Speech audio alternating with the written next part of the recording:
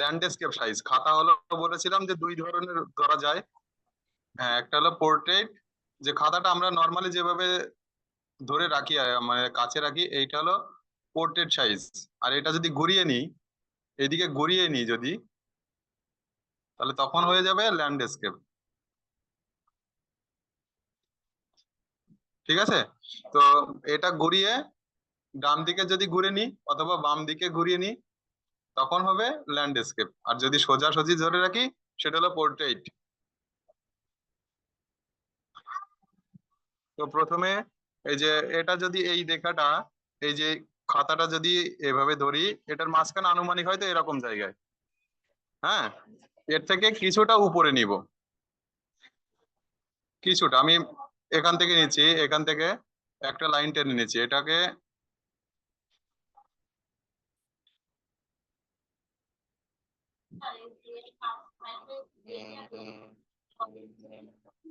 কোনটা? হ্যাঁ, মানে এই খাতাটা যদি ঘুরিয়ে নিলে ল্যান্ডস্কেপ সাইজে করলে দৃশ্য ভালো লাগে দেখতে। লম্বালম্বি ভালো লাগে, কিন্তু ল্যান্ডস্কেপ সাইজে ধরলে বেশি ভালো লাগে। তাহলে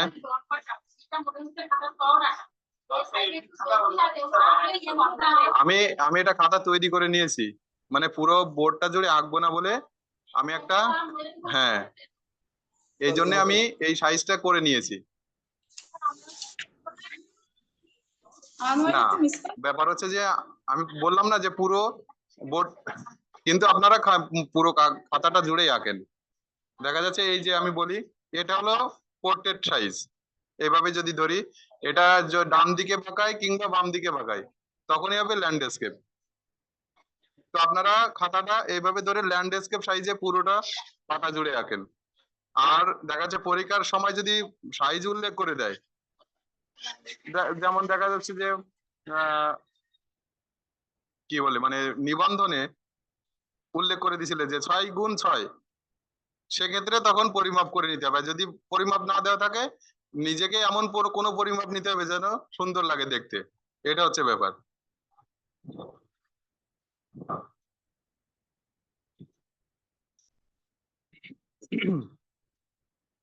তো এটা যে আনুমানিক, এটা যদি মাঝখানে একটু উপর থেকে নিয়েছি, কারণ আমি উপর থেকে আঁকবো, নিচে একটু যেন কিছু আঁকার পরে ঘর, তারপর খড়ের পালা, গাছ আঁকার পরে যেন নিচে কিছু জায়গা থাকে।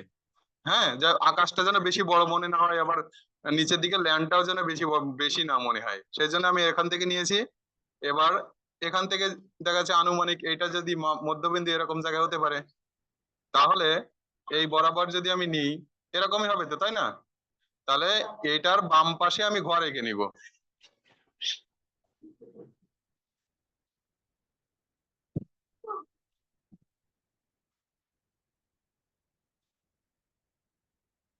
এখান থেকে বাম পাশে আমি ঘরটা এঁকে নিব।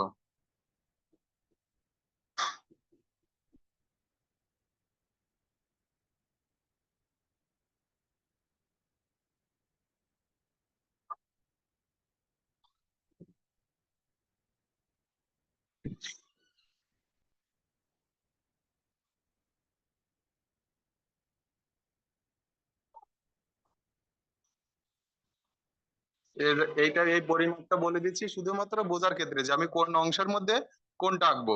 আমি প্রথমেই বলেছি যে আগে কাঠামোটা তৈরি করে নিতে হবে।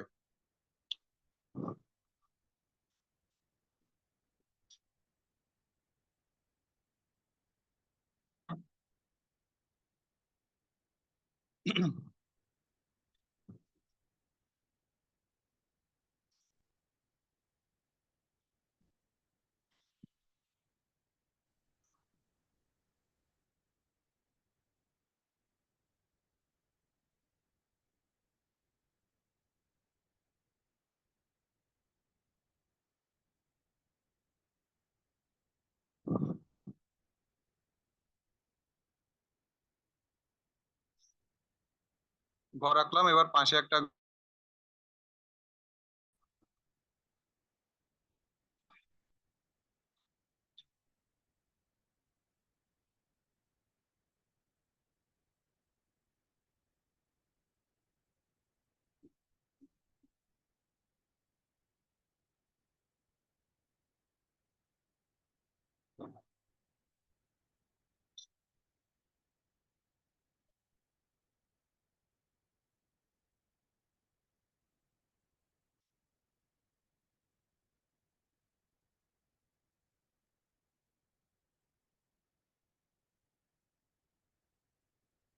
ঘর গাছ আঁকা হয়েছে।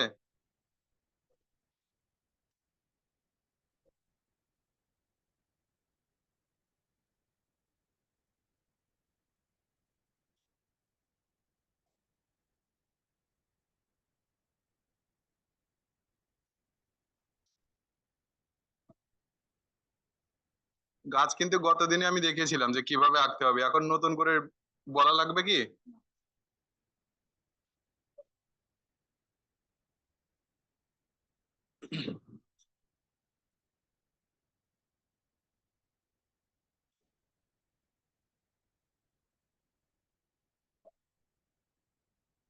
এরপর যে আমি মাঝখান বরাবর এঁকেছিলাম, মানে মাঝখান বরাবর থেকে একটু উপরে দিয়েছিলাম, কিন্তু এখন আমি মাঝখান বরাবর এই দাগটা আমি দিয়ে নিব। এই যে দেখুন, এবার ঘরের পেছনে আছে বলে আমি ওই লাইনটা দিচ্ছি না, এইভাবে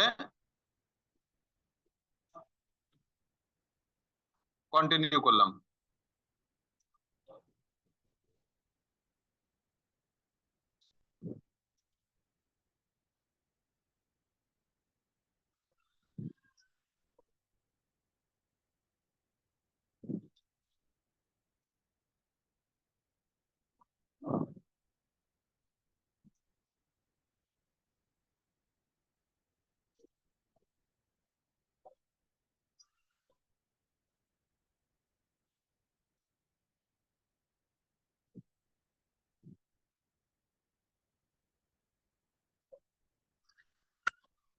হয়েছে এই পর্যন্ত।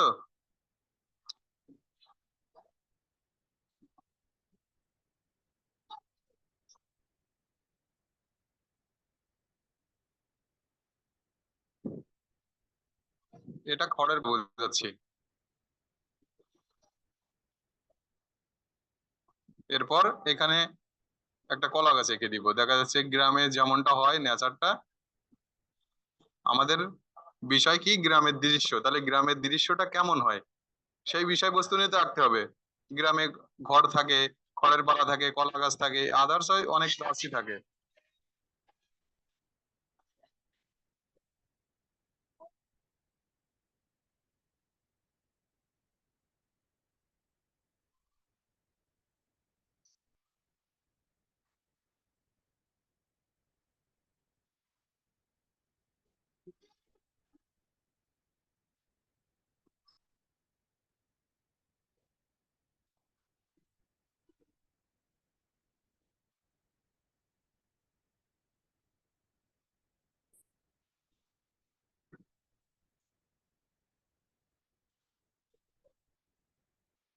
এই যে গাছের ভিতরে যে রেখাগুলো চলে গেছে, এটা আমার অপরিজনের দাগ, এটা আমি মুছে ক্লিয়ার করে নিব।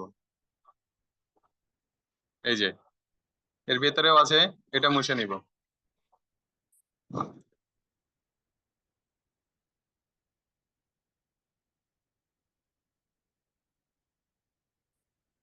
এবার যে দূরের যে গ্রাম, দূরের যে গাছপালা, সেটা দেখুন এইভাবে এটা দিয়ে দিলাম। এবারে এটা মুছে দিলাম। তাহলে এই ফর্মের মধ্যে আমি কমপ্লিট করে ফেললাম। এবার বাম পাশে কিছু দিয়ে দিব, বাম পাশে এরকম করে গ্রুপটা বুঝিয়ে দিব। একটু যদি বুঝতে অসুবিধা হয়, মিশে আছে, এটা আলাদা করতে গেলে কি করব? হয় কাছেরটা ডিপ করব, নাহলে দূরেরটা ডিপ করব, তাহলে সেটা আলাদা হয়ে যাবে। এই যে আমি ডিপ করে দিচ্ছি, জাস্ট একটু খাড়া লাইন দিয়ে দিচ্ছি। দেখুন সোজাই মনে হবে এটা দূরে এটা কাছে, এটা কাছে আছে এটা দূরে, সহজে মনে হচ্ছে দেখুন।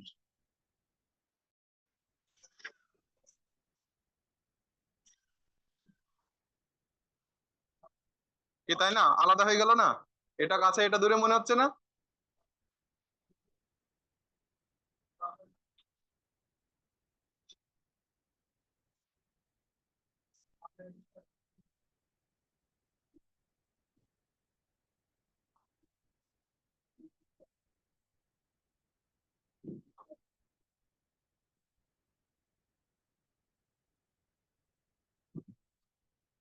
এবার দেখুন, এটা যদি একটা অক্ষরের মতো মনে করি এইটুকু, তাহলে এটা কোন অক্ষরের মতো? তো জেড এর মতো দেখাচ্ছে, তাই না? এইটা দিলাম, এটা বাড়িয়ে এই কর্নারে দিয়ে দিলাম, এটা ঘরের এই কর্নারে নিয়ে আসলাম। আর এটা কিন্তু ঠিক উল্টা। এইভাবে ঘরের কোণা থেকে এনে এইভাবে, এটা যদি জেড হয় বা ইয়েস যদি বলি, এখান থেকে ঘুরিয়ে নিয়ে এখানে দিয়ে দিলাম। তাহলে কি হচ্ছে, আমার কাঠামোটা কিন্তু অলরেডি তৈরি হয়ে গেছে, তাই না? এটা হলো আমার উঠান, এখানে ঘাসের অংশ থাকবে, এখানে ফসলের মাঠ থাকবে, ঘর, খড়ের পালা, কলা গাছ, গাছ, দূরের গাছ, আর হয়তো দূরে কিছু তাল গাছ, নারকেল গাছ আমি দিয়ে দিতে পারি। হ্যাঁ, এই যে এইখানে বললাম না যে এইখান থেকে শুরু করে একটা জেড এর মতো করে কর্নারে মিশিয়ে দিলাম, ঠিক অপোজিটেও একই ভাবে। তাহলে এইটা আমার উঠান হলো, দুপাশে ক্ষেত, আনুষঙ্গিক একটা একটা পরিবেশ তৈরি হয়ে গেল।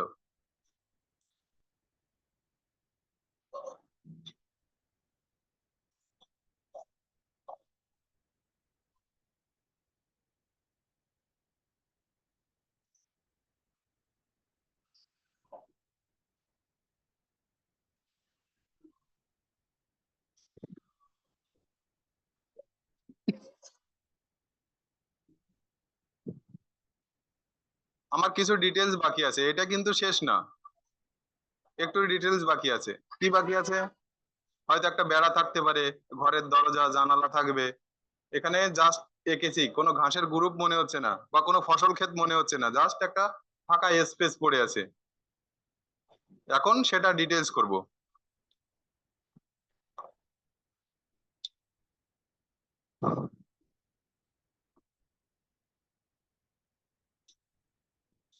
গাছের গুড়িতে কিছু গাছ থাকলো, ঘাস থাকলো, এখান দিয়ে একটা আমি বেড়া দিয়ে দিলাম, হয়ে গেল। এবার দেখা যাচ্ছে এখান থেকে কিছু আমি ঘাসের গ্রুপ দিলাম।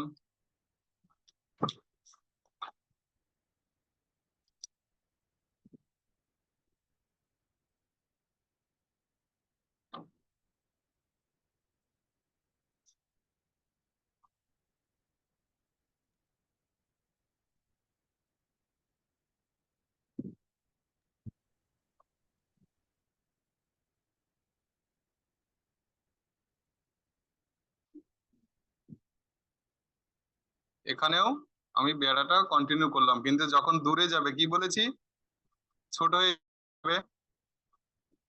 বেড়াটা যত দূরে গেল ছোট মনে হচ্ছে কিনা, এভাবে।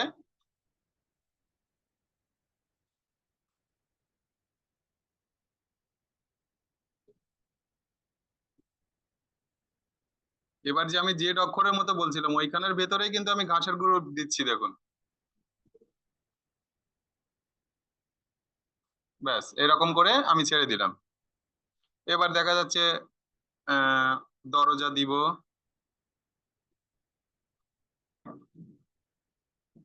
পাশে একটা জানালা দিয়ে দিলাম। জানালা যদি একটা ঢাকনা থাকে, নর্মালি গ্রামে কিন্তু এরকমই, কুড়ে ঘরে কেমন হয়, ঢাকনাটা এরকম দেখায়। এছাড়া দরজাটা যদি হালকা খোলা দেখাতে চাই, এক পাশে হালকা ডিপ করে, যে হালকা খোলা আছে,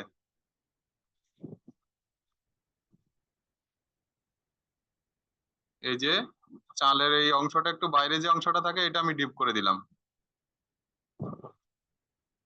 খড়ের পালা দুই একটা হয়তো এভাবে দিলাম। খড় দিয়েতে ছাউনি দেওয়া, খড়ের পালাতেও খড়গুলো জাস্ট কয়েকটা ডিটেলস দিয়ে দিলাম।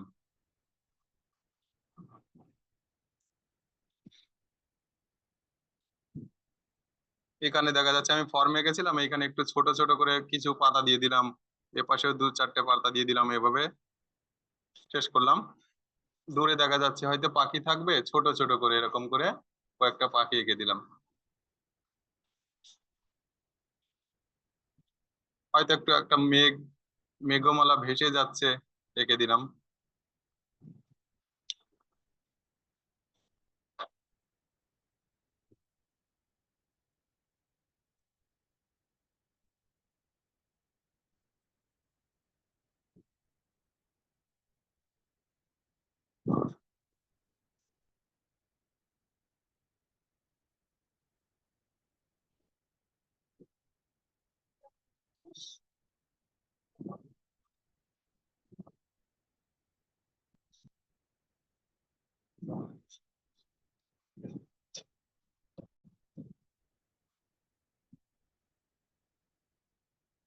তাহলে এটা দেখে কি গ্রামের দৃশ্য মনে হচ্ছে নাকি না শহরের দৃশ্য মনে হচ্ছে?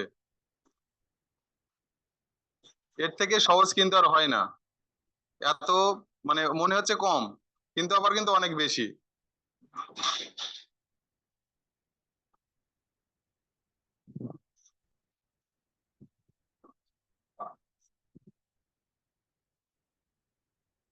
গত ক্লাসে এবং আজকের ক্লাসে যে বিষয়গুলো শেখালাম মানে প্র্যাকটিক্যাল, এগুলো কিন্তু আমাকে নেক্সট উইকে হোমওয়ার্ক হিসেবে দেখাবেন, ঠিক আছে? সুন্দর করে, যে এখন যেগুলো আঁকলেন 2 দিন ধরে, এইগুলো নয়, এগুলো আবার নতুন করে আঁকবেন, একে আমাকে হোমওয়ার্ক করে দেখাবেন।